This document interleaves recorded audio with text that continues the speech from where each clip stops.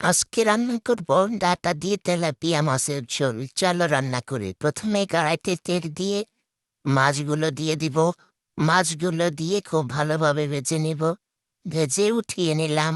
এখন যে তরকারিটা দিব ডাটা আলু এগুলোর জন্য পেঁয়াজগুলো ভেজে রাখবো। আমাদের এখানে তো এটাকে ফোড়ানি বলে। ফোড়ানি ভেজে রাখলাম। এবার তরকারি দিয়ে মরিচ হলুদ লবণ এগুলো দিয়ে খুব ভালোভাবে কষিয়ে নিব।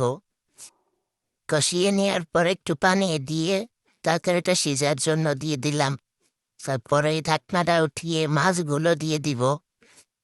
মাছগুলো যত আগে দেওয়া যায় আসলে এই মাছের ফ্লেভারটা তত বেশি পাওয়া যায়, এই জন্যই দিয়ে দিলাম। এখন ঝোলের পানি দিয়ে দিব, যতটুকু পরিমাণ ঝোল রাখবো। তারপরে ঢাকনাটা উঠিয়েই মশলা দিয়ে দিলাম। যে হুড়ানিটা উঠিয়ে রাখছিলাম ওইটা বেটে দিচ্ছি।